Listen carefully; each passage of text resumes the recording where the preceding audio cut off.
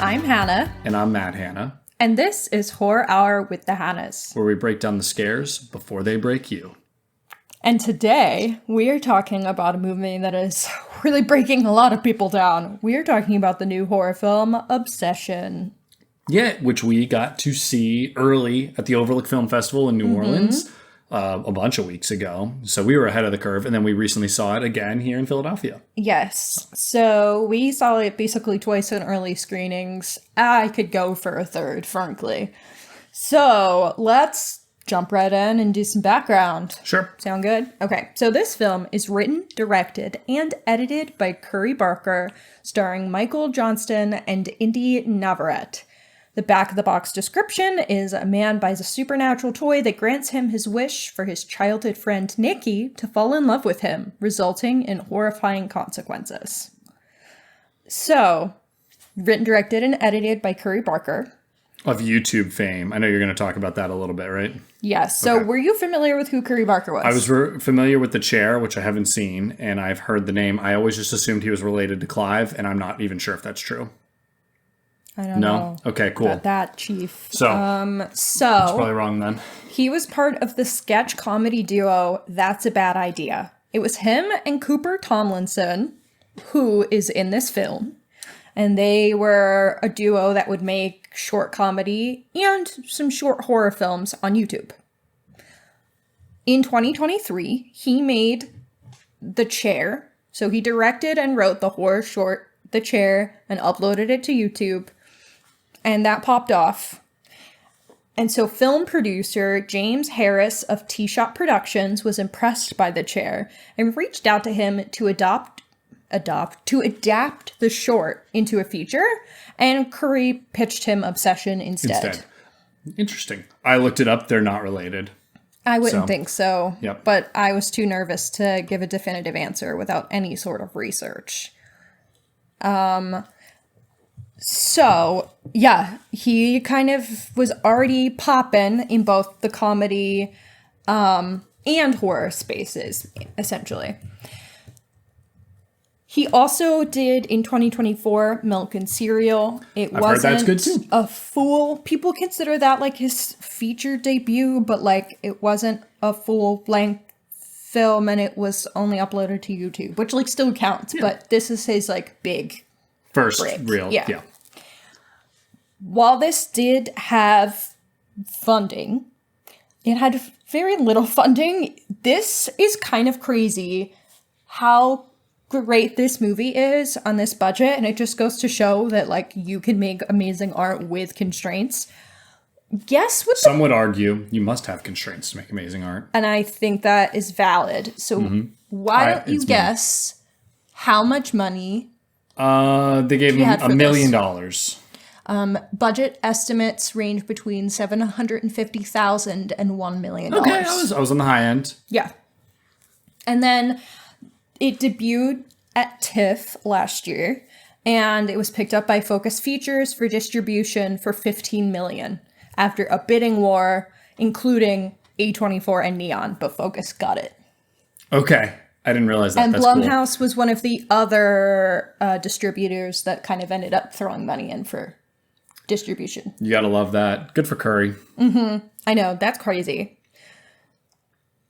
One other fun fact is that this film did change a bit from its original festival release last year to the final product that we probably saw. We had friends and people that we met that saw it at TIFF. So I don't think we saw anyone who met anyone who saw it at TIFF. They had seen it at South by, and it would have been changed by then. Okay. So the one major change that the film underwent between that time was to get its rating down to R, because it was rated NC-17. For what? Do we know? Uh-huh. Okay. There is a scene of a character getting their head smashed that had to be cut down by, quote, 6 or 7 smashes in order to avoid receiving the NC-17 rating. Interesting. So the people who saw it at TIFF... Saw more head smashes? Saw many head smashes. That's like, that whole rating system, there's no objectiveness to it. It's all subjective. Oh, actually, that's not true. There are some objective metrics and some subjective, so it's all kind of BS anyway. But that's what... But so 5 head smashes is fine. but 10 is now a NC-17. Saying the F word once is okay for a PG-13, but it can only be used as an expletive, not as referring to the action, or else it becomes R. Do you know that? Like it's all that's the objective, shit. But then The Conjuring gets a rated R movie for subjectively being terrifying with no blood, no bad words. Which is hilarious. So like, what are we doing here? Just saying. Yes.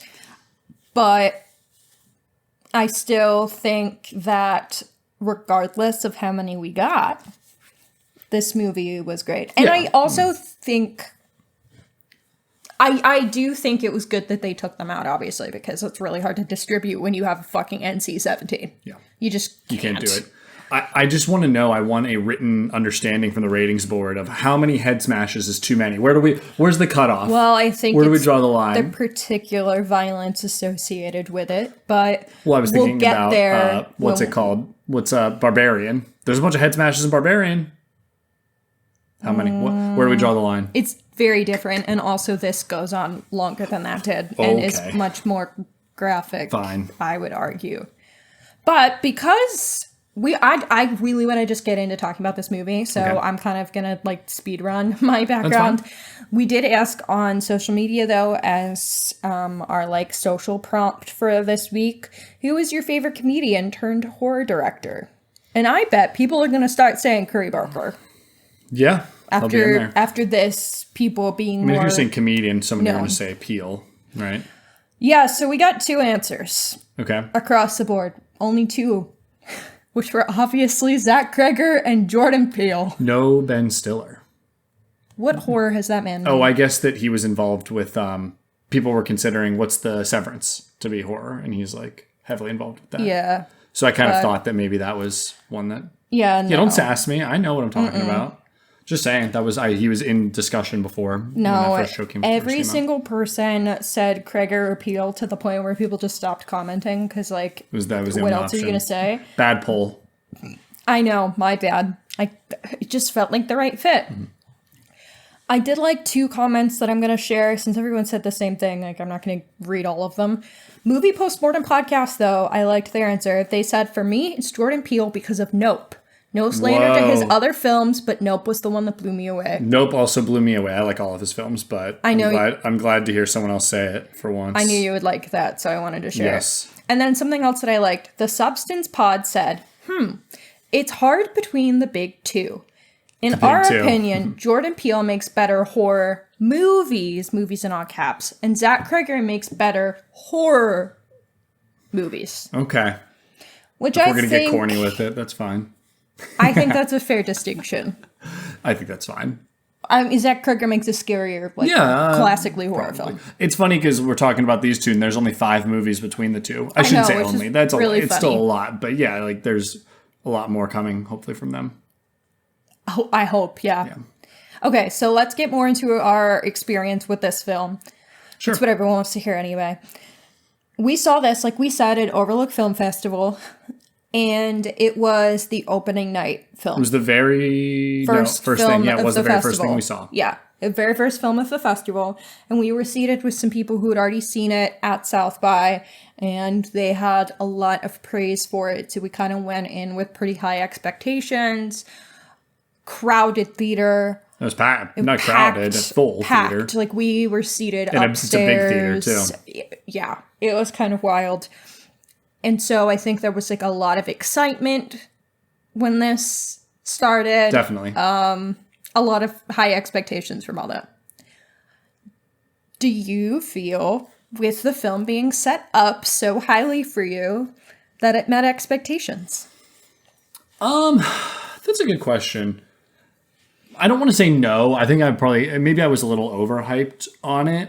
But I really didn't know what I was getting into outside of the trailer. So I don't know. I don't think I had any kind of crazy expectations.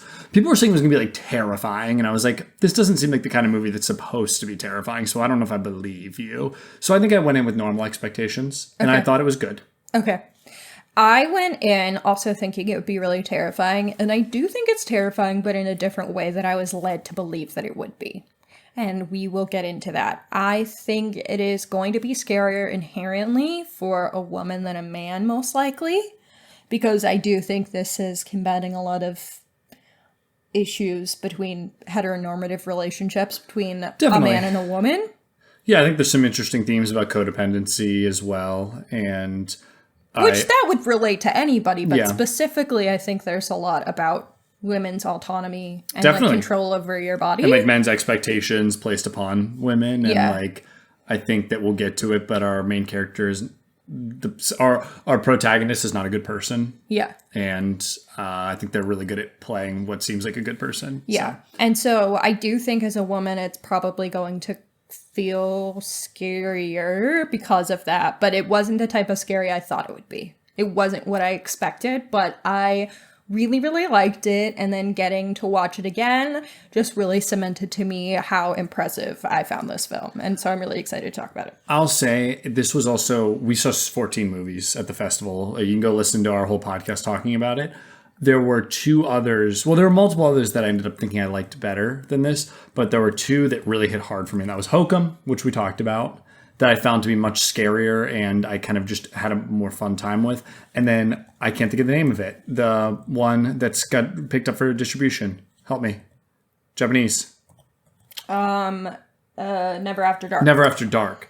And I loved, was it Japanese or South Korean? No, I don't even know. It was Japanese. Never After Dark really like worked for me. So I think that when I think about this, I really like it, but there were a couple others that I liked so much more. So it was a little harder for me to compare. But Yeah, that's totally fair. I think there are all three of those movies are very different, and I would say that those two films have more in common than this one. So it kind of makes sense that you would prefer those two films. it might just be my style more. Yeah, and I think that's very fair. They are stylistically different. So let's get into it further. Sure. I mean, you like it much more than I do, so I Yeah. will let you talk a little bit about it. Okay. So right off the bat, I think when this movie first started, I was immediately really impressed with how this movie looked visually. Yeah, yes, definitely. I think this is a well-made movie. It looks good. And throughout, it's like very consistent in its... In what ways do you think it looks good? I think using very limited spaces, it was able to really achieve a lot with its lighting and just like the color and just being able to create spooky shots because we really understand the space that we're in. So I enjoyed that a lot. I think it has like a nice texture, kind of grain to it to give you a feeling of, you know, a film look, even though it probably wasn't shot on film. I agree with that. I loved the texture of this. And I also really liked the lighting. I think they do a really great job kind of playing with like silhouettes. Definitely. There's like, I mean, the poster of the film is her like silhouetted against the house. And I think that is really smart the way that's done. Even like there's a scene where she comes back to the house like at night and he's like looking at her outside and she is mostly silhouetted except for her eyes that are kind of shining brighter. I think all of that like looks great and is really effective in like how it unsettles you and what other images it's evoking. So I really liked how it looked. The whole movie takes place either at work, in a house, or in a bar, basically. And a little bit outside. And I like all of the yellowish lighting that they use for in the homes and in the bar, like a very moody.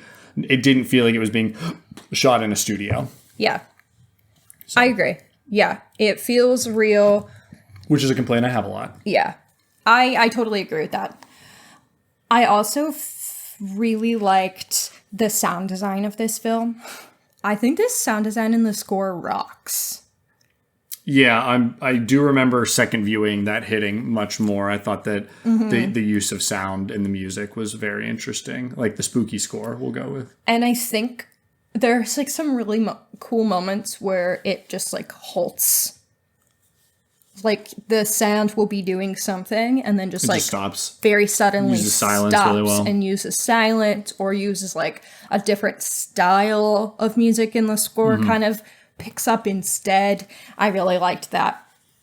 And I think this film has really cool blocking too that I think is utilized. And I think you mentioned the space, which you need to have the space well established to have the blocking. It's his grandma's house. It's a very familiar feeling space to anybody that's been to grandma's house. I agree.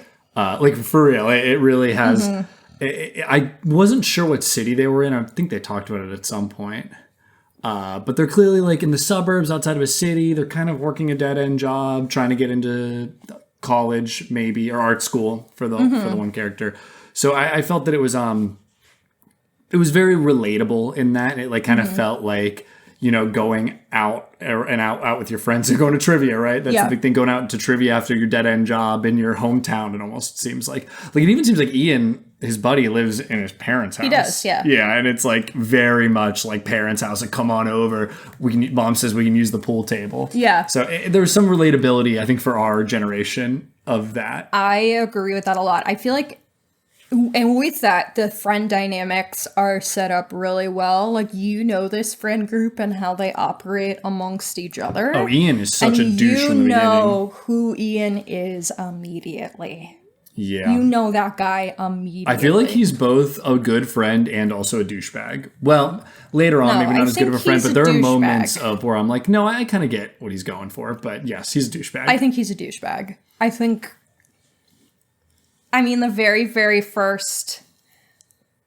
The very, very first scene of the movie that we're shown is him giving bad dating advice to his friend. That is pretty funny. And there is and being rude to a waitress. And being rude to a server, yeah.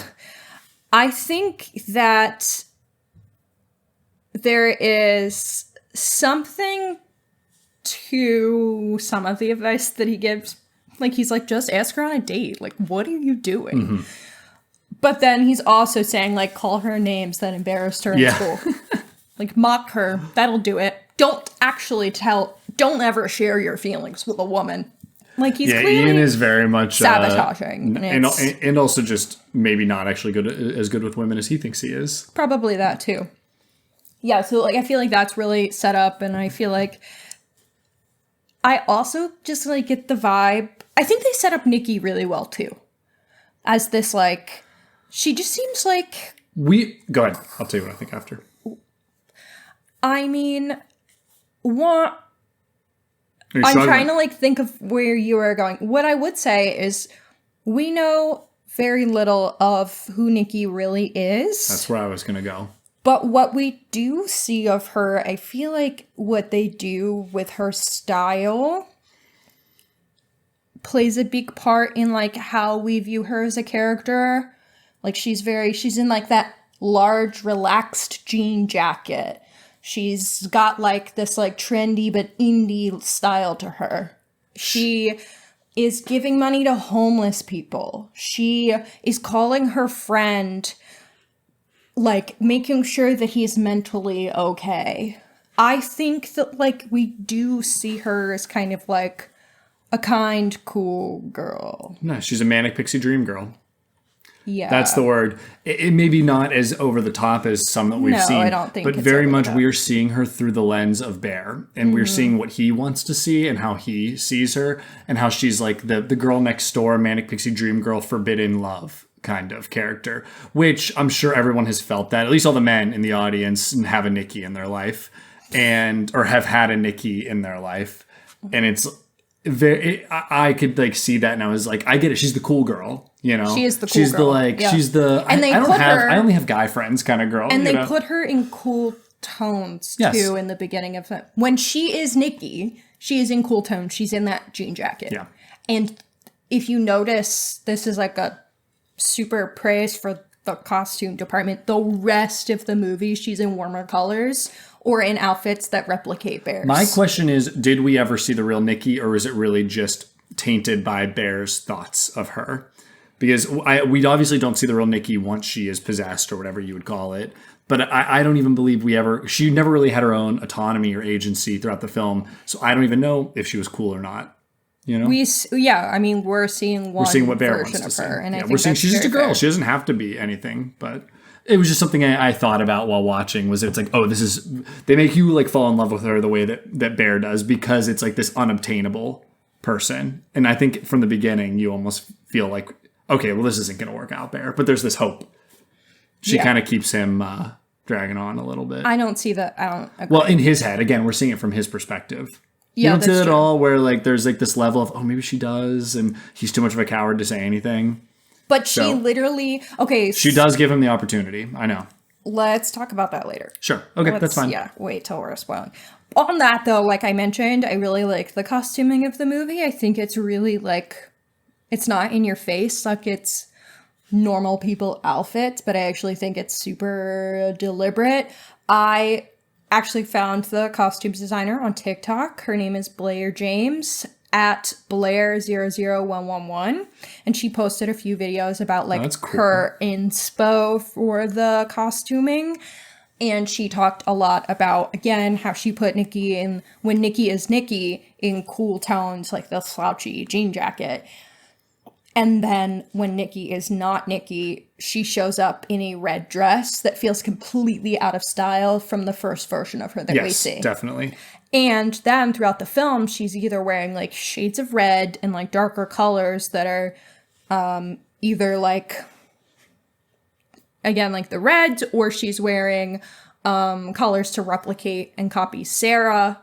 Like the color jewelry that Sarah wears are literally Sarah's outfits. Or she's wearing like pieces of Bear's clothing to be like the ideal hot girl male image of like, oh, she's really hot, but she's wearing my sweater. And I really liked those details. And also, I just love Bear's outfits. I think Bear's outfits are also really appealing in that they make him look like an innocent, cuddly Yeah, a bear. Innocent cuddly cuddle bear. bear. Yeah. Yeah. So I do really like that. But ultimately, the thing that I want to praise the most while we're trying not to spoil the film too much is the performances. I think they're really good. Yeah, Nikki is fantastic. Yes. Bear is great too in a very interesting way. Yes. I would say, I mean, think they're I both like really all good. the four leads. I really like. Bear is playing a type of character I don't think I've really seen in a lot of films, and I Yeah. don't know how to explain it without spoiling. Yeah, but we'll it's talk about it. a very interesting protagonist, and I think agree. what he's doing might feel a little awkward for people because it's uncommon. I would say for a male lead, it works. Ian is very common. Ian is exactly what he's supposed to be. Yeah. And I do find that Emily is great. Who the fuck is Emily? The other girl. Sarah? Is that her name, Sarah? What? Yeah, her name is Sarah. The other friend? Yes, her name is Sarah. Where am I getting Emily? I have no idea where you're getting That's Emily. Her name is crazy. Sarah. All right, Sarah. Remember in Hokum, you were calling saying her the wrong everyone by names? the wrong I'm name. losing my So I mind. mean, like, Maybe that's an actor or actress's name. I don't know. Okay, Sarah, I think, is really, really good throughout. but she's also like, A little less normal of a character than you're used to. well, what I was gonna say is I see her as like, also, she has like this. It's very clear she's like an individual and has like her sense of style and fashion and art. But I also think there's like a piece of her that is acting to appeal to the male gaze too, specifically to Bear. Definitely. So I think that's also Yeah, like yeah. this really interesting detail of the film too. But yeah, I think they're all really good. I think Indy, who plays Nikki, is so great because she really has to jump from one extreme to another. And she does that so well. And She's scary. It's like really unsettling or blatantly scary. I also think that she does really good with like the odd body movements, and they don't overplay that or overuse that either. That's how you keep this budget under $1 million. When you have somebody that can do that stuff. Yeah. Yeah. And then, like we said, I do think Michael Johnston, who is playing Bear, is really great at what he's doing because he does make you feel sympathetic for Bear. And he makes you, I don't know, he makes you feel, He's got a very Tobey Maguire and Spider-Man quality to him. but he's like less weird than Less that. weird, but you were like, some he's ways. a harmless, cute guy. you And know? I think that is very deliberate with like what the movie is trying to say Definitely. and do. Like he is that quote nice guy. Yep, he's a quote nice guy. There you go. Yeah. Spoilers. Yeah. Yeah, he's very reserved and awkward. And I think the movie also does a really good job of making you sympathetic towards him right away, because something traumatic happens to him right in the start of the film.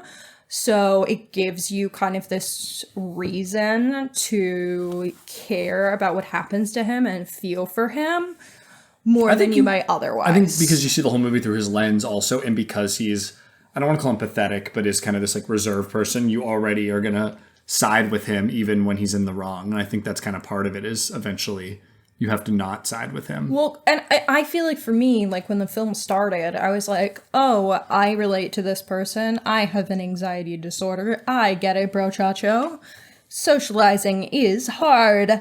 And then as the film goes along, you're like, okay, but you can't do that. That, like, no amount of anxiety or social awkwardness makes that okay. We can't be doing that. Mm-hmm. And so I think it, like, between his performance and how he plays it, and then the script really contribute to that. Definitely. Yeah. Well, do you want to start getting into spoilers, or is there anything else you can say? I guess the last thing is that obviously this movie is really dark, but it's also really funny. Definitely, yeah. I think this overall is a really great balance of those two things. Like, it's definitely horror with some comedic moments. It's definitely not leading more comedy or anything. It is very much a horror, but I do think like the funny moments or moments of levity do really work on me, and I like did laugh out loud. I think it does something interesting, which is that it's not that there are funny parts and there are scary parts. There's some moments that are both funny and scary at the same time. Yeah. Because the situation is funny, but what is happening, what you see is scary. Yes. So it like kind of combines, especially Nikki's performances. Yes. Can be like horrific and also create extremely funny circumstances. I agree. So, yeah. That's a good That's kind of a new thing for me, I would say. That's not as common when people talk about like comedy as relief, because you never really get any relief in this movie, actually. No. There's comedy, but it's a non-relieving comedy. Mm-hmm. Yeah. Okay. Well, let's say? Oh, okay, that's fine. I feel like there was maybe I was ready to spoiler zone us. Oh, I'll leave it here before we start blatantly spoiling the movie. Did you hide or scream the first time you saw this? I think there was one probable scream. Yeah. On second viewing, there are some moments that really skeeve me out that I knew were coming, so I might have. I don't know if I hid, but there were some things where I was like, I don't need to look at this right now. Yeah. So. Yeah. There's one thing that really gets to me.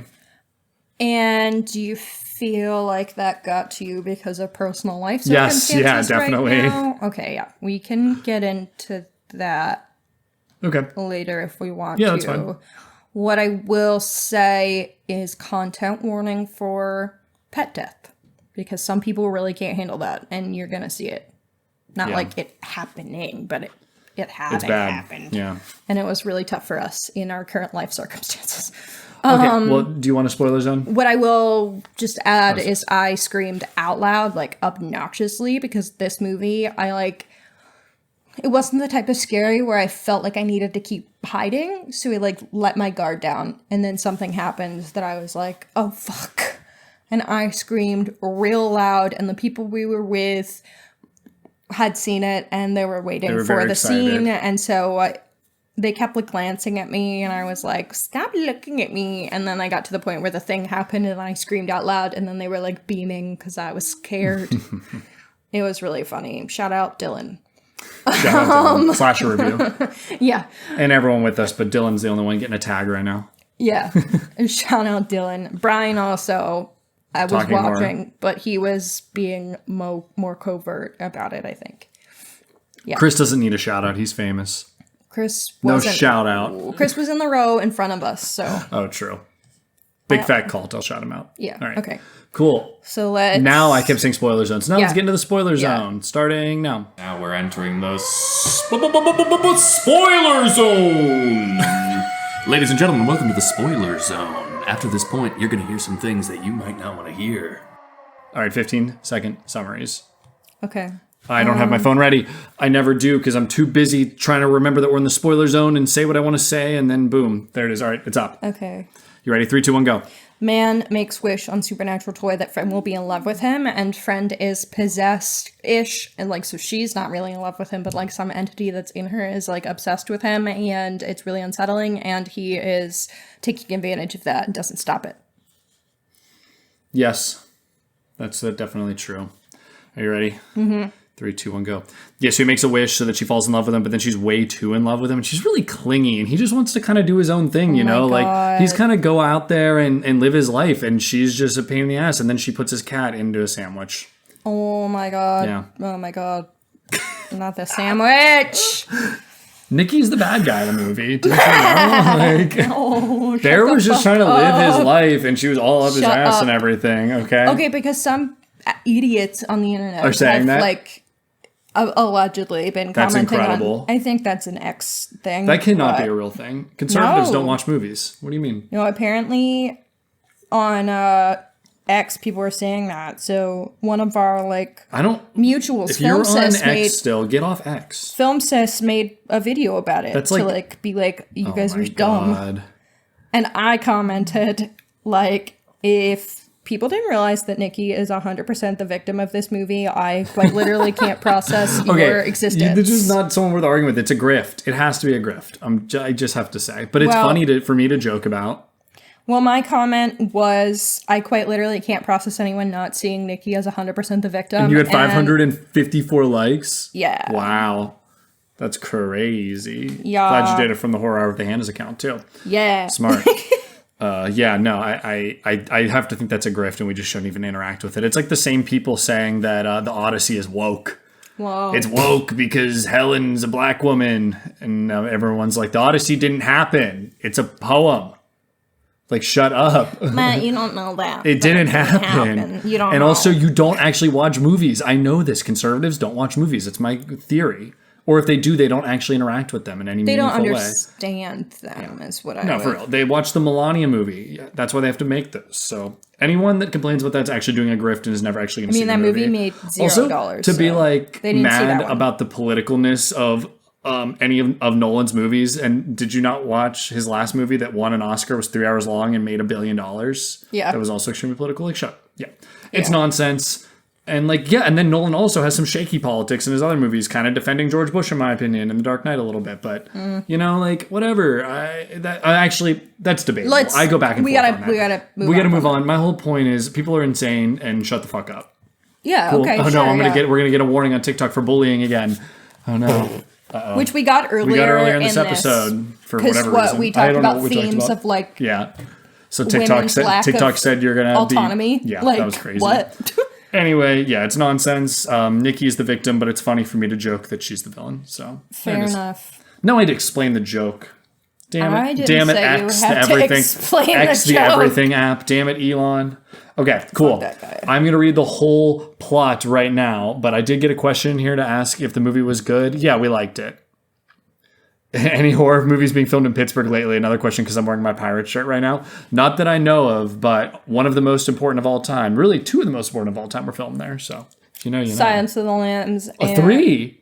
That wasn't in your list? No, I was thinking Night of the Living Dead and Dawn of the Dead. I knew you were thinking Night of the Living Dead. Yeah, and Silence of the Lambs. Good point. Yeah.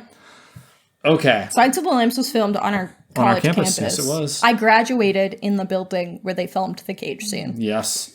I'm sure people That's know that. my claim to fame. Okay, I'm going to read this whole plot right now. So if you don't want to be spoiled, leave now. Okay, so Bear Bailey has romantic feelings for his friend Nikki, with whom he works at a music store alongside their friends Ian and Sarah. While shopping for a gift at a mystic shop, Bear buys a one-wish willow.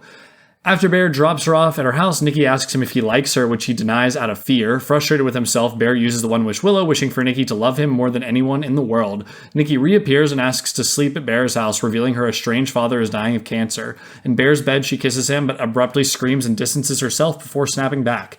In the morning, Nikki creates a memorial with the remains of Bear's cat, Sandy, disturbing Bear. She later explains her erratic behavior as a result of taking MDMA and admits her feelings for him. They become a couple to the befuddlement of Ian and Sarah.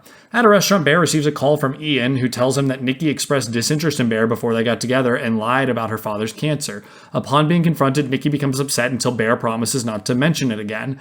That night, Nikki watches him sleep and accuses him of not loving her as much as she loves him. She duct tapes the front door shut so he can't leave. Bear still leaves for work, where he discovers Nikki made him a sandwich out of Sandy's remains.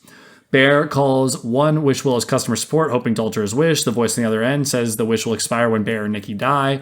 At home, Bear discovers Nikki covered in vomit, standing in the same position he left her in. Despite Bear and Ian's protest, Nikki accompanies Bear to a party at Ian's house. The real Nikki suddenly takes over and begins screaming and stabbing her own face with a broken bottle before snapping back. Later that night, Nikki threatens suicide to make Bear join her in bed. Sarah texts Bear asking to meet.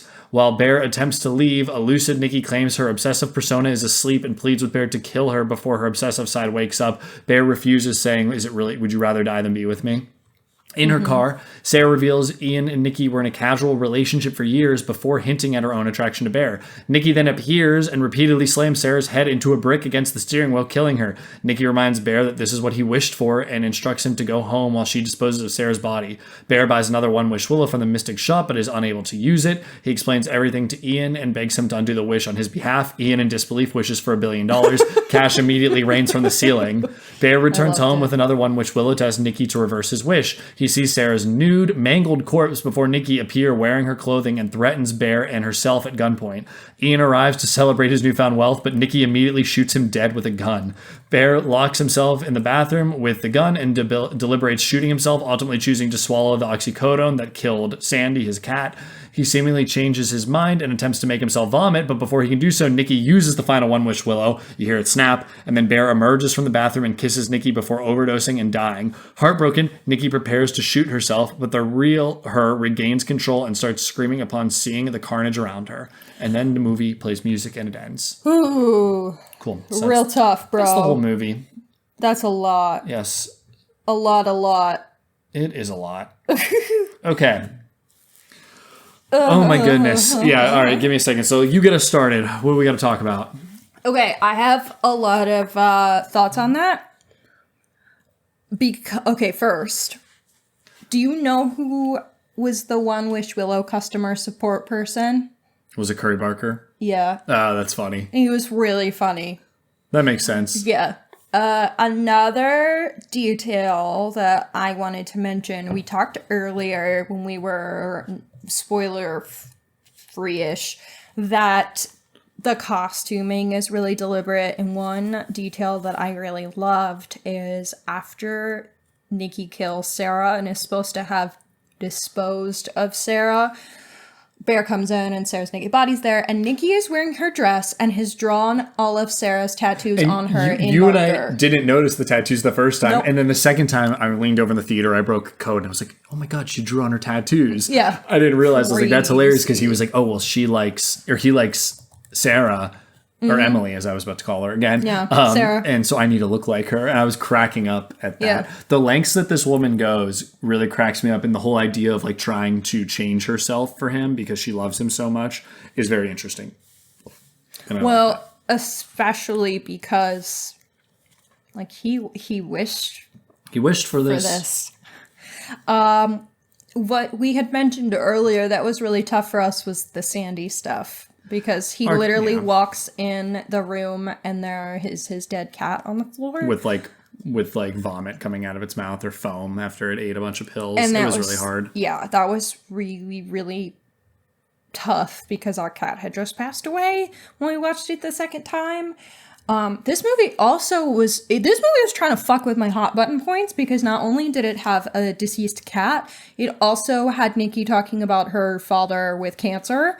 Yeah. And my dad has cancer. So I was like, Curry, what are you trying to do to me right now, bro? We did see it like right after our cat had passed the second time and we'd forgotten it happened. And I was 4 days after. Yeah. And we immediately were like, fuck. And then I remembered the sandwich part and I was like, I don't know if I had a moment of like, I think I might need to leave. But I made it through. I was honestly surprised you didn't leave for a few minutes because that was a lot. The sandwich is so over the top, though, that, that was fine. The sandwich was the thing that I was crazy. getting really stressed about getting to, because the idea of it makes me really nauseous, plus what It had was happened to us disgusting. really affected me in that What's the moment. verdict dash cat? Cat, yeah, my little food critic. Mm-hmm. Yeah, that was a lot. My tummy hurts. What's thinking that about mean, Bear? Yeah. What's that mean? They were making fun of him. Yeah. And then he just immediately starts throwing up. Yeah, that scene, I did not really like the second time, I'll be honest. First time, I was like, holy shit, that's I horrifying. didn't like Second the first time, but it was because I- I never want to see that, I guess. Yeah, but yeah. And so then I knew it was coming. It was kind of just on my mind. So that kind of definitely tainted the second viewing a little bit. However, Yeah. I do like the movie. Yeah.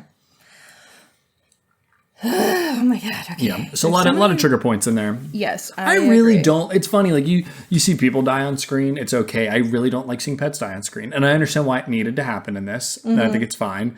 It's a really hard thing to see, and especially given our circumstances. So Yeah. it really bothered me. But again, I'm not upset that it's in there. So I'm maybe a little bit upset about him eating the remains of the cat, but Well, that was tough. And he doesn't know, and then he throws up. Yeah. So he did not appreciate Cat. And what's so interesting about is like that happened, and then he's like, Nikki, we You can't do can't do any that." weird things anymore. And it's like, bro, you wished for her to be so weirdly obsessed with you. Yeah. You chose this. There is there might not be an obvious way to stop it, but like, there's a direction that you could try going Yeah. in to stop it, and he just doesn't do it, even after eating his fucking cat in a sandwich. yes. And seeing an altar made in his home of Cat. He literally doesn't do anything. Well, he's gotten what he's always wanted, so he doesn't want to like break it. Also, then he finds out once he does try to fix it that there's no actual way to fix it. That's not even true, though. There is a way to... Well, he finds dying. 2 strategies to fix it. True, he And does he get into. waits. Yeah, he does wait too He long. doesn't try it until she's literally murdered someone. He doesn't try to do a good anything point. to stop it until his life is He just like, went to the most officially unreliable fucked up. person to try to help him. Ian, in yeah. Ian. I was like, bro, you could have gone to like you could have gone to a almost anyone. stranger. Like, hey, Yeah. real quick, can you break this and say, Nikki, Yeah. blah, blah, blah, will no longer be in love with Bear.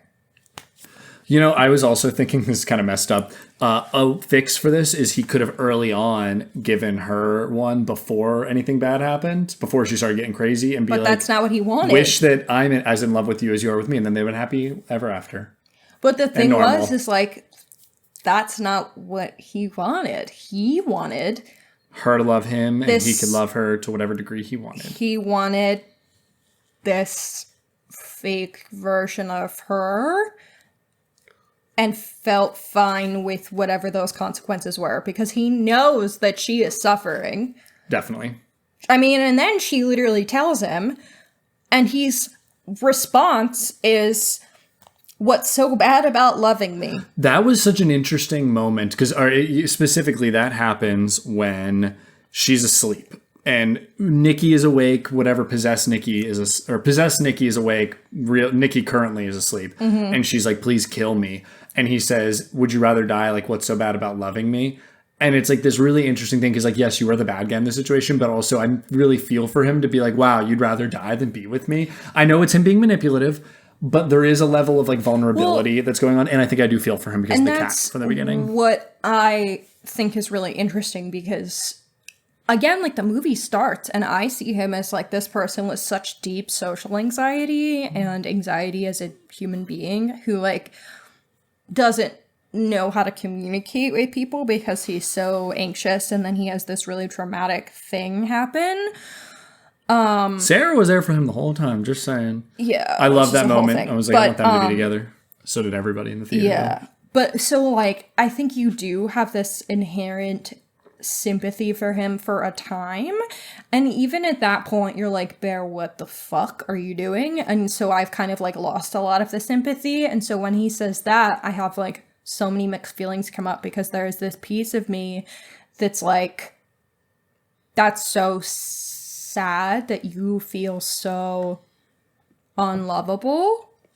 But at the same time, that is you being unable to put anyone else's experience above your own because you literally know that she is suffering. She had a moment of lucidity and stabbed herself in the fucking face. I said it before, it's a really challenging thing because I think that the Bear, is the way he's written and the way he's acted, really makes you want to feel a lot of empathy for him and a lot of sympathy. And I think that's kind of the point, right? Is that you internally feel conflicted and there has to be a point in which you're like, no, fuck this guy. Yeah. But I think they do a good job. So it keeps me... And while I know I need to be against it, he's not like a cartoonishly evil bad guy. No. You can kind of almost understand where his decisions are coming from. And a lot of it's from... it's like Dear Evan Hansen. He's a lot like Evan Hansen, actually. He is. Just less pathetic. Sorry. Okay, that's so mean. That's so mean. No, I'm joking. I don't even know if that's true. Yeah, not true. To call Evan Hansen pathetic. I mean, he does some shitty stuff. And, and that's like kind of the point is he does some really shitty things. So, yeah, it's kind of just what I see it as. And I don't want to be like the bad man and be like, well, I'm a man, so I'm being more empathetic to him. But I think maybe as a man, I'm more likely to be empathetic, where I think a woman is less likely to be empathetic towards him, which is, I think, very normal and okay. I am empathetic regardless. But I think your empathy does not go as far towards him, which I think don't know if that's even true. I don't even know if that's true. I think you're just Oh, I would think it would be okay, projecting. though. Maybe I am. I think for me, the thing, too, is that, like, he doesn't realize when he's, like, what the consequences are when he makes the wish. And he does it really impulsively. It's not like he is doing this thing with malice. He's doing it out of frustration with himself. He's doing it out of frustration with himself. It's frustrating because she's asked him point blank, do you have feelings for me? And he blundered that opportunity, and that's really annoying. And she would have probably been like, no, I'm not doing it. Then he could have just moved on. He would have at least had closure. Yeah. But, yeah. And he chooses not to have that. And the thing is we know that Ian and her have definitely talked about this. So she knows that he has feelings for her because Ian has told her that. Yeah, and Ian's been sabotaging the whole time. And Ian has been sabotaging because he's sleeping with her and doesn't want that to stop, which is a really interesting dynamic that's a part of it too. He's also kind of shitty of her knowing that there's some interest from... I guess we also don't know see it before screen, but it's like she probably should have done a better job shutting that down, but also she tried to. Like, I think there's probably a piece of it too, is like, who knows when Ian told her, if that just came up because of the... Like, can I say I just think they're both kind of bad friends beforehand, if they knew, if he was being this obvious about it. That, like, Ian should have been like, nah, she's not interested, I know, because I've been Ian with her. should have fucking done that, yeah.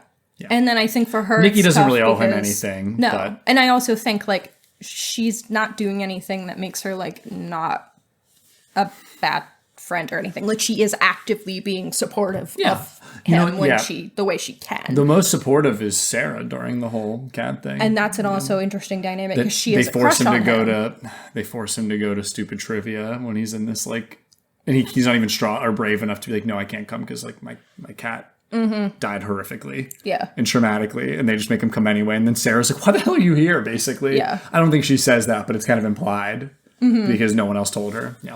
So I do think that I said the movie does such a good job setting up being empathetic towards him that makes it, you don't flip a switch on him as early as you would have normally had he been an asshole. And that's what I was kind of saying, is it's like, I don't want to flip a switch on him, but I know what he's doing is bad. And I think that it's just good acting and good writing. I think I'm trying to think of, like, the moment where I'm officially like, fuck you, Bear.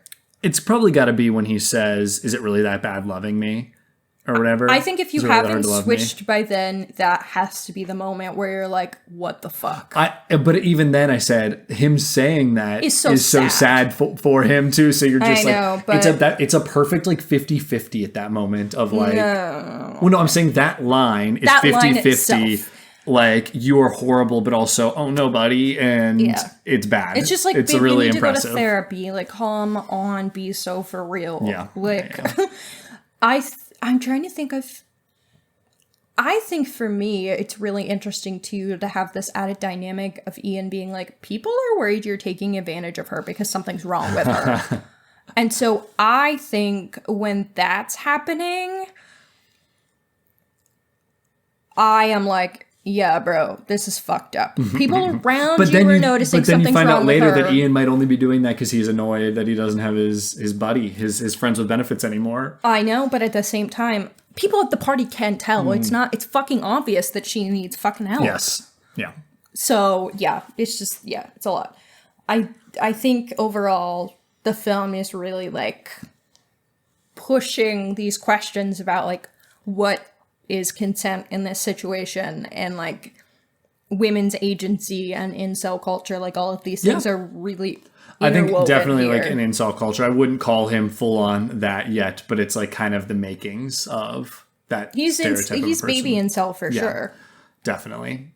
And it's kind of just the idea of like what men think is owed to them. And while I don't think he thinks anything's owed to him by making the wish and going with it, he is kind of taking that and is like, I've been a friend. I've been a nice guy to you. And also like it's dudes being oblivious and dumb and not reading social cues. And also he had a perfectly cool goth baddie right there in Sarah. And just saying. Yeah. You know, some of us drown while, or what is it? Some of us die of thirst while others drown. Oh my God. Have you ever heard that before? No, that's crazy. That's Bear. Maybe. Yep. Yeah. He drowned, or he could have drowned. Oh my God, bro. Yeah, he is such an interesting character because like looking back, again, the first time I saw this movie, I think I was empathetic and sympathetic for him for a bit longer than the second time around, where I just like felt like I was pissed off with him.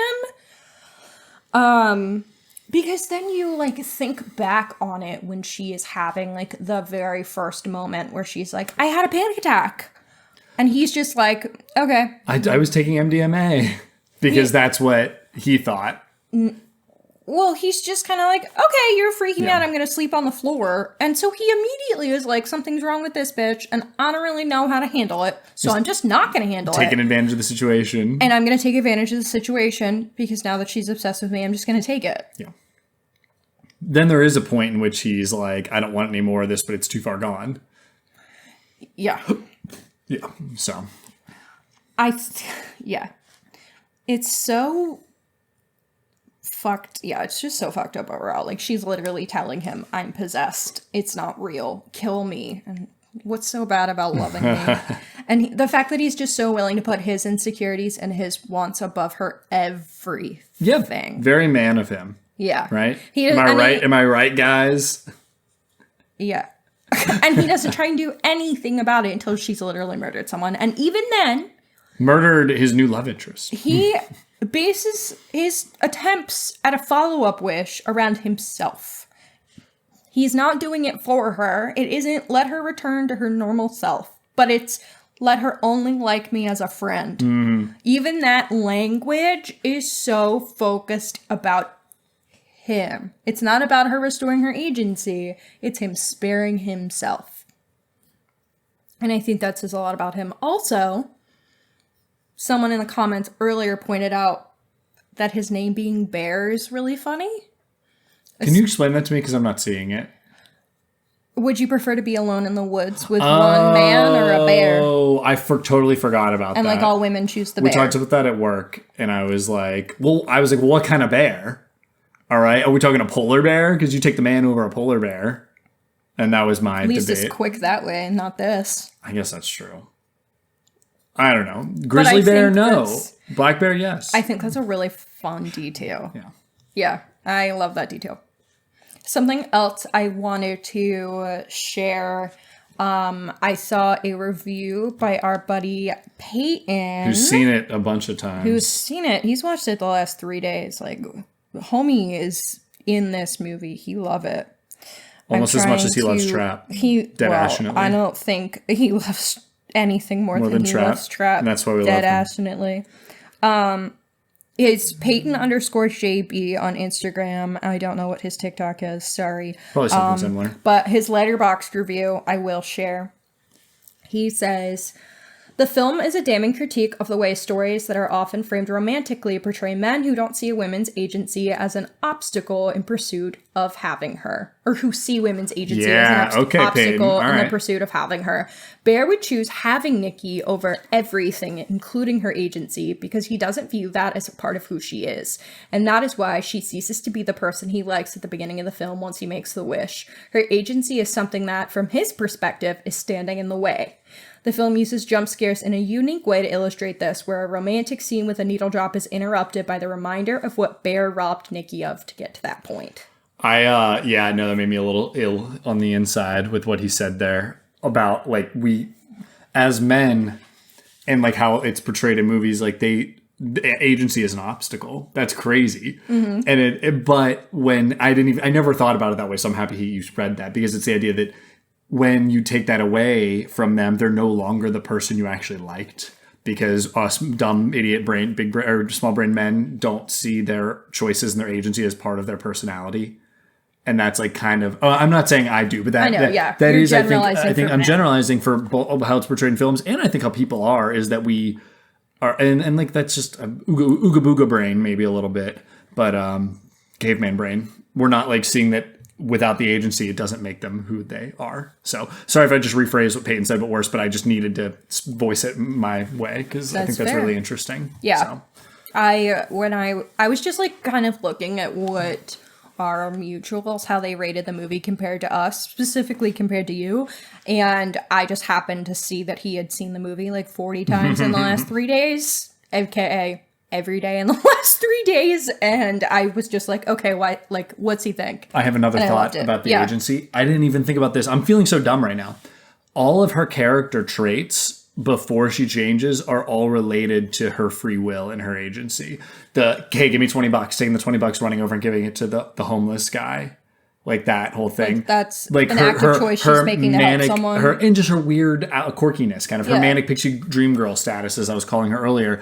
Her dead ass just being like, do you like me, to Bear? And like being kind of like upfront and weird about stuff, and just being like, no, I'm doing what I want to do, is like what Bear likes about her. Yeah. And just like what makes her an interesting character. I did not put that together until now. So thank you, Peyton, for that. Yes. I'm sure there's other ones I'm thinking about, but her quitting the store and being like, I need to go and do my own thing. That's what like made her beautiful to Bear and to the people around her. And then that's why she's awful once it's gone. And by awful, I mean like, I don't want to be around her anymore. She's scary. Yeah. So yeah. Yeah. Wow. That's a great read that I am feeling unintelligent to not think of until just now. So There you go. especially the portion beforehand, like, and how she's, because you brought up the homeless, they giving the $20 to somebody earlier. So yeah, cool. Just a thought.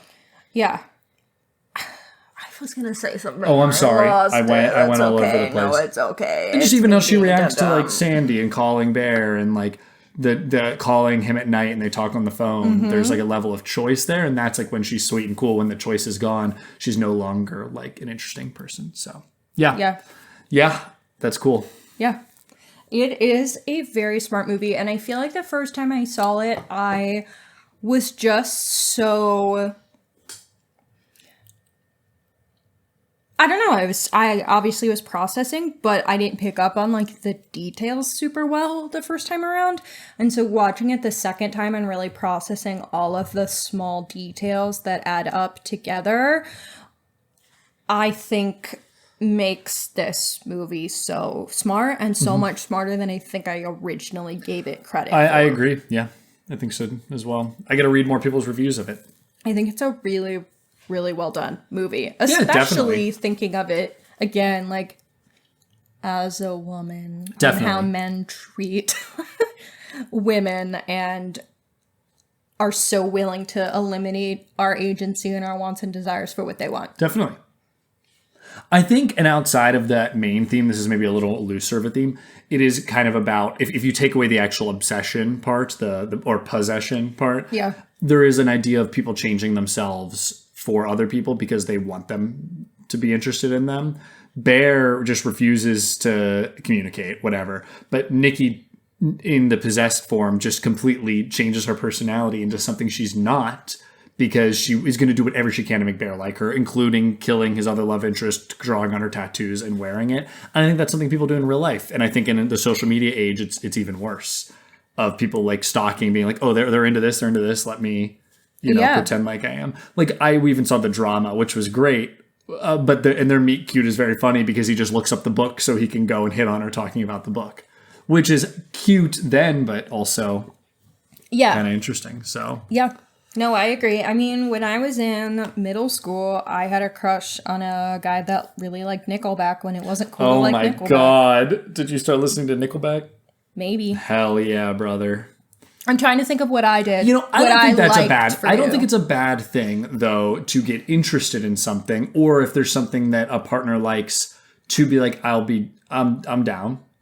Because there is a level of changing into the person your partner wants to be, but that's like a long-term thing, right? Like we're married. So of course we make changes in our life and get into new things to appease the other person. That's, I think, normal because you become part of the same unit. Like, and the thing is there are certain things that you've tried to get me into that I'm like, I don't like that. I won't like that. Maybe I'm someday. not doing it. Maybe someday you will. Okay.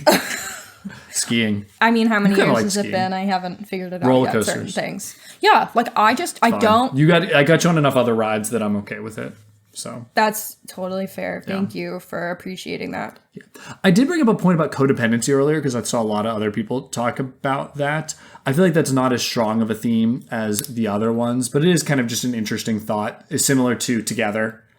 I think you can kind of see like a codependency story here. It's just a little weirder because it's not really her choice to be codependent. No, but I do think that's another version of a read. Yeah. Someone in our TikTok comments said something I really liked. That was the account is Arbor Day, the root of evil, and they said, "Here's how I knew Bear was the bad guy.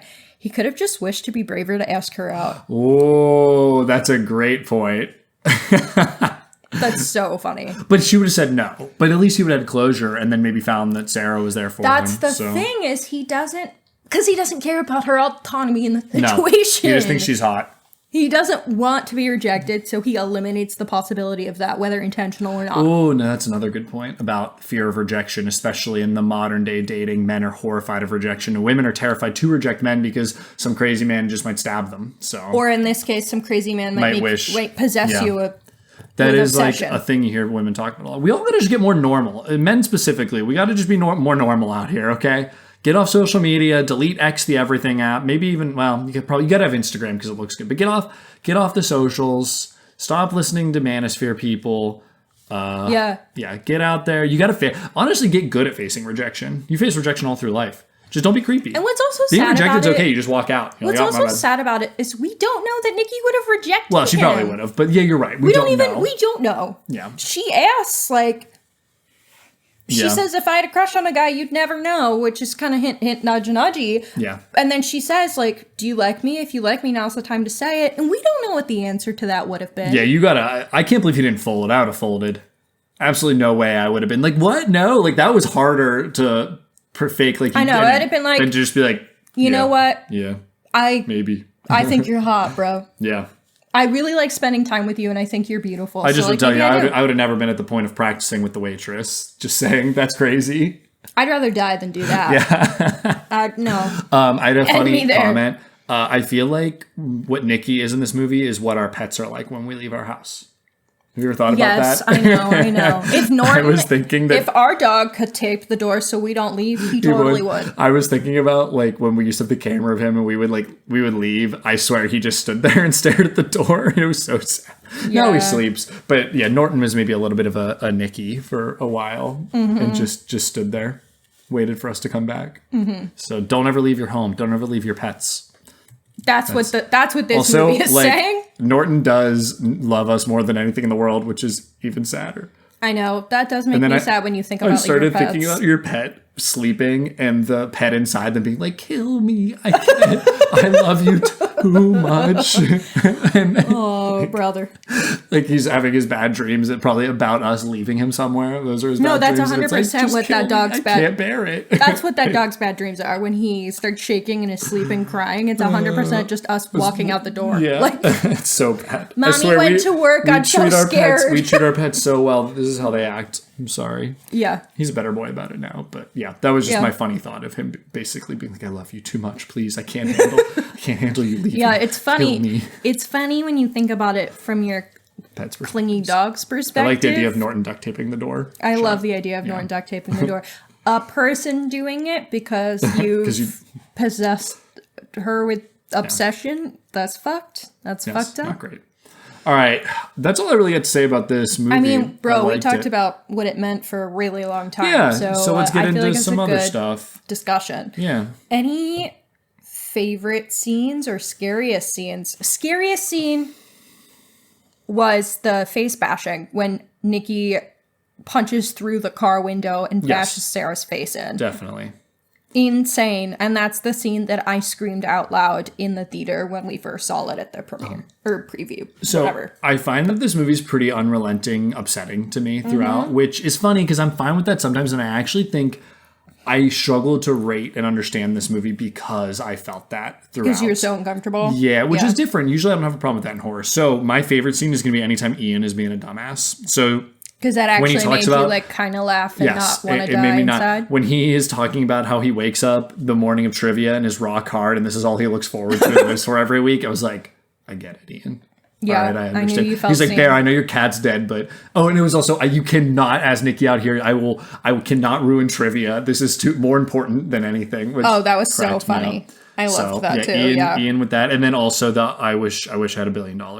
Great. I was like, Ian, bro. Everyone gasped, and Bear's like, no. It's really funny. And you knew Ian wasn't going to fucking help. Of course not. Yeah. So it was like, yeah, that tracks. Yeah. Also when he's trying to talk to Nikki and Bear is like, what are you guys doing? Or not Bear, excuse me. Ian is like, what are you guys doing? And interrupts. And he's then, like making faces. And then eventually and she's like, why are Sarah you? comes over and Yeah, was it's like, I didn't know we were doing a group trip to the Yeah. bar. And they're making fun of him for getting a pina colada. I like that too. I was like, don't mock my man. He All I knows could what he think likes. about is when Jake Gyllenhaal's doing that in Zodiac, and he's like, "Hey, you wouldn't make fun of it if you tried one." And then the next cut is them with like 6 empties on the table. It's an agua fresca or something. I forget what they're having. Yeah. Okay. Yeah, my scariest scene was definitely the car. My favorite scene, I do think the duct tape door revelation is so It makes me so uncomfortable. In like the most uncomfortable way. Like I'm very And she sits there and uncomfortable, smiles. but I think it's kind of funny. And then also just the concept of this person being so under this spell that she waits at the door all day. Am I doing a good one? No, hers was better. Sorry. I'm trying. Okay. You got a bigger cheek, squint I to don't your know if I can do eyes. No, I can't do it. I can't just do it. tried It's and so I hard. looked crazy. All right. No one. This is an audio podcast. No one's going to see our faces. Yeah, only the like 7 people on TikTok. Don't lie. There's 5. Okay. There were more earlier. There were more earlier. We got a ban for saying the S word. So Which one? self-harm word. Oh. Yeah. Got a 10 minute whatever. Yeah. I was just reading the plot description. So, Oopsie it'd be like daisy. that. Okay. Continue. Okay, one of our newest bits, I don't know how this is gonna go. We added a segment when it's just 2 This of is us. so crazy. I'm sorry. Go Called ahead. the horror relationship test, which is how would your relationship hold up to this That doesn't movie? even make sense. Who panics first? Who makes the worst decision? And would you split up? Okay, I'm panicking first in this situation. Usually it'd be you. This is a me panic first, I think. Where are we in this situation? Are we I just don't 2 know. friends at the party, or like? Oh, we're 2 friends at the party. Let's do that because obviously neither of us is wishing for the other person. We're married. You're panicking first if we're 2 people at the party because I am a bad influence and I would think all of this was crazy and I am a people watcher and I'd be like, all right, let's get Nikki a shot. And That's so fucked up, That's just bro. like, how I would be.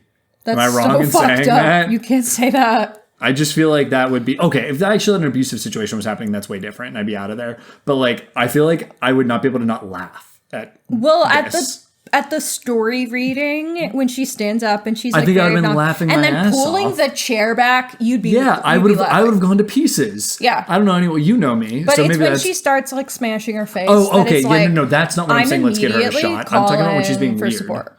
Yeah. Yes. I'm not talking about her. Yeah. I think I would have to leave the room if I saw her do this to laugh. Mm-hmm. So, or I would have been like, calm down. Let's get you a beer. Yeah. And then she So would stab me. 100% Matt is the problem in that situation. And I'm also I really handle good it. under emergency situations, though. So I after think she the stabs second herself, she I think stabs I would herself, have been. you lock in. I But locked I in. was already Give me a locked pair of in tweezers. and trying to get her in the other room and like talk her down before that My face hurts from trying to smile like Nikki. happens. Yeah. Okay. Yeah. Right. So who makes the worst decision? You. Oh yeah, by laughing. Yeah, you.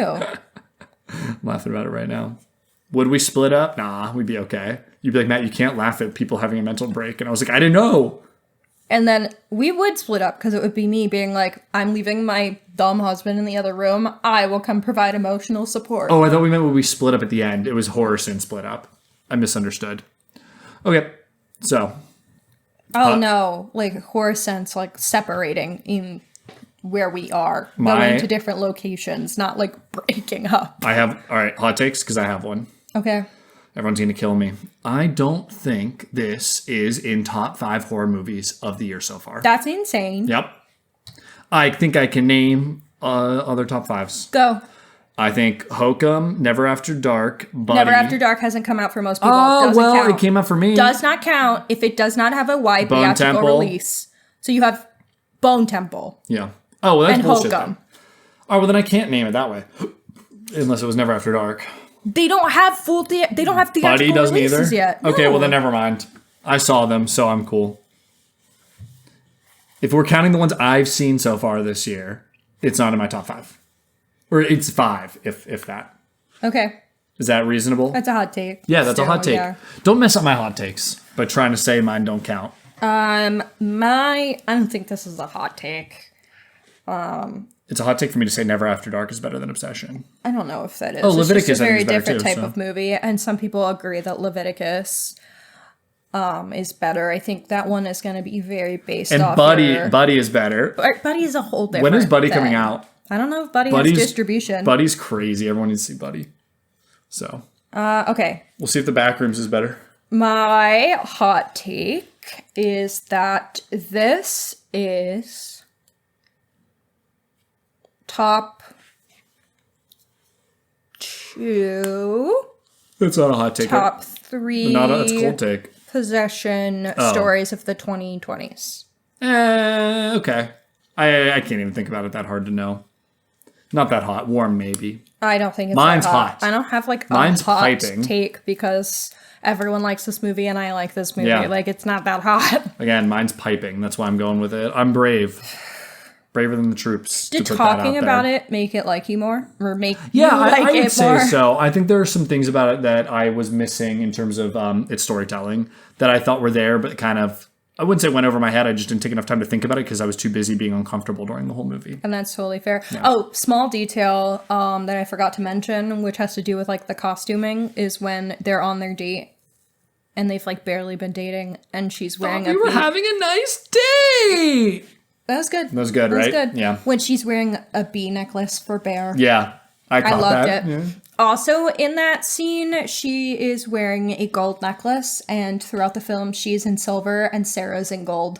And that outfit was designed to be replicate more her style. That's cool. Like Sarah's style Alright, than hell hers. Yep, very fun. Okay, we're gonna do a this or that of horror movies with About possession. unique possession narratives. I'm taking my glasses off so I can't read them ahead of time. Okay, good. I can't read the computer at all from here, so it's awesome. Okay. Obsession or When Evil Lurks? Obsession. Obsession or The Hole in the Ground? Obsession. Obsession or Saint Maud? Same odd.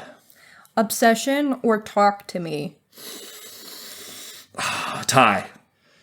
Obsession or Bring Her Back? Bring her back. Obsession or Exuma? Obsession. Obsession or Night Swim? Night swim. Okay, obsession. Obsession. Obsession or Possessor? No, I've never seen. No, I have seen Possessor. I was thinking You Possession. love Possessor. Possessor is above all of these, probably, but Obsession or Evil Dead Rise? Obsession. Obsession or Lee Cronin's The Mummy? Obsession. Okay. What about Obsession or we're not. It was 2020s, wasn't it? A few of those I was gonna aren't. say I would do Evil Dead 2013 over Obsession. That's fair. I left that out because I knew the answer. Okay, you can answer me now. Oh, I didn't talk about Undertone as being one. I don't know. You know what? I think I could. Putting Undertone over Obsession feels crazy because like Undertone really feels like a concept movie versus. It is. I'm not even going to talk about it. It's fine. Okay, Obsession or When Evil Lurks. Obsession. Obsession or The Hole in the Ground. Obsession. Obsession or Saint Maud. Obsession. Oh, Obsession or Talk to Me. Obsession. Obsession or Bring Her Back. Depends on the day. I right, Ty. really like Bring Her Back, but I don't want to watch it. Obsession or Exuma. Obsession. Obsession or Night Swim. Obsession. Obsession or Possessor. I need to watch both one more time and I can let you know. Oh, interesting. Obsession or Lee Cronin's The Mummy. Obsession. Possessor is much more of a really good sci-fi. Well, I guess Possessor. sci-fi. Possessor, yeah. much more of a sci-fi horror, body horror. And so I think it's hard to compare because I really like this type of science fiction. Yeah. This is true science fiction of that it's not a space movie, but it's like just about crazy technology that is scary and has changed the world. So someone in our comments asked how we feel about it compared to Weapons, which I almost included, and then I panicked about my answer. So then I like Weapons better, but I also think I like Barbarian better than both. Yeah, I like Barbarian better than Weapons and better than Obsession. Obsession versus Weapons is tough for me, but I think I really like Weapons. I really like Weapons, but I kind of feel like as a cohesive film, I probably like Obsession more than Weapons, but that pains me to say because I love Zach Greger to death. I just think thematically, this one is really interesting and really strong to me. Yeah, I agree. Okay, you want to rate it? Yeah. All right, I'll get mine out of the way because people are going to be mad. I've been between a 7 and an 8 on this. So 7, I gave it an 8 on first watch, and I gave it a 7 on second watch. I think that the mood we were in for second watch was not great, and I think the uncomfortableness I felt from the cat stuff and everything probably lowered me. Yeah, So I think I'm probably more towards an 8, but for right now I'm just going to say 7.5, leaning 8. I think you're an 8. Okay. Not to like tell you how you feel. I just think that there were a couple others that I liked so much more that just did it for me. Again, Hokum and Never After Dark, which no one has been able to see Never After Dark, but it's awesome. And so I don't know. There was just something I felt about it where I didn't feel as high on it as everybody else. And that's fair. You're allowed to feel that way. I am going to give Obsession a 9. Okay.